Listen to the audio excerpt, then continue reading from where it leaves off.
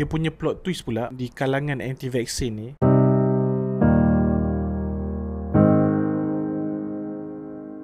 Assalamualaikum warahmatullahi wabarakatuh. Selamat datang ke channel TKN Talks. Baru-baru ni semenjak dah sampai vaksin ke Malaysia, timbullah satu isu berkenaan satu golongan ni dinamakan anti-vax. Okey, anti-vaksin ni sebenarnya sedikit sejarah berkenaan anti-vaksin ni. Golongan anti-vaksin ni dah lama bertapak di muka bumi, dah lama ada di muka bumi ni, iaitu seawal hampir 100 tahun yang dahulu, seawal manusia jumpa vaksin. Di situ jugalah keluar golongan anti-vaksin ni. Orang putih panggil orang anti-vaxxers. Tu nama orang putih lah. Kalau orang Melayu tak panggil anti-vaksin je lah. Bila aku buat sedikit research berkenaan anti-vaksin ni, aku jumpa ada dua sebab utama kenapa timbulnya golongan anti-vaksin ni. Reason yang pertama kenapa timbul golongan ni adalah diorang tak percaya pada vaksin tu sendiri, iaitu diorang tidak percaya ubat ni boleh merawat diorang.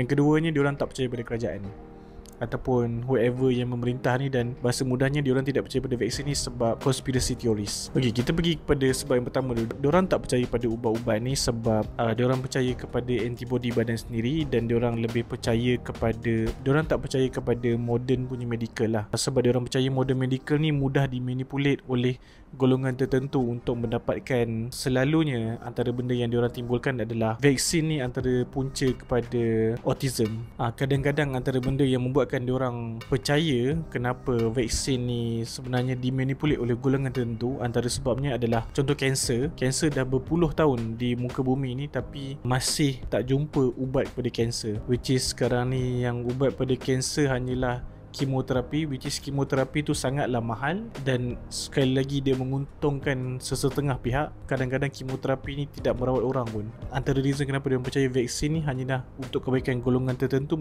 buat duit. Golongan anti-vaksin ni ada juga di kalangan doktor. Diorang akan lari kepada ubat-ubat alternatif. Diorang akan jumpa kepada ustaz-ustaz. Kalau yang mana bukan Islam, diorang akan jumpa pada diorang punya pawang dan macam-macam lah. Dan sebab kedua yang aku perasan anti-vaksin, kenapa timbulnya golongan anti-vaksin ni adalah sebab konspirasi kerajaan itu sendiri, iaitu di mana pada satu masa dulu CIA diorang pernah buka satu klinik vaksin fake di Pakistan sebab diorang nak mencari Osama bin Laden. So diorang buat satu klinik vaksin, diorang panggil orang datang atas nama nak dapatkan vaksin. Dalam masa yang sama diorang akan scan semua orang dalam satu kampung tu untuk mencari seorang orang yang diorang cari. Jadi basically pemberian vaksin tu sendiri digunakan oleh pihak tertentu untuk mencari orang tertentu.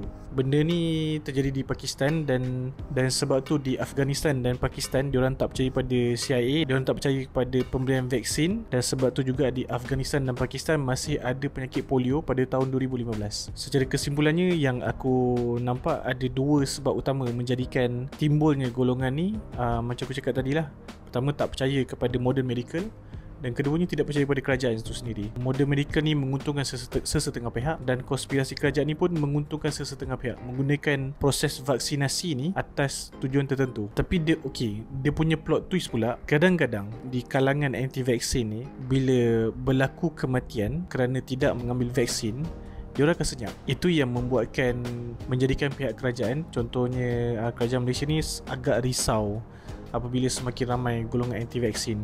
Sebab ada juga yang hanya mengikut golongan anti-vaksin ni tanpa memahami risiko dia, iaitu antara risiko pertamanya korang akan terdedah kepada penyakit tu sendiri, dan even worse, korang akan jadi punca kepada penyebaran penyakit tu.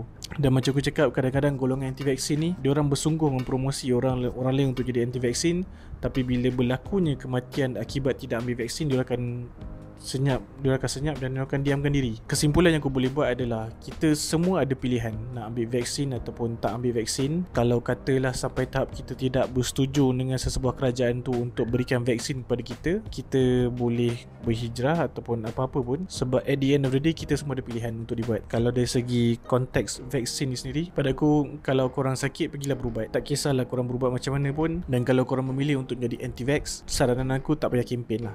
Melainkan kalau korang ada bukti yang kukuh mengatakan ada satu ubat lain yang lebih baik daripada vaksin ni sendiri.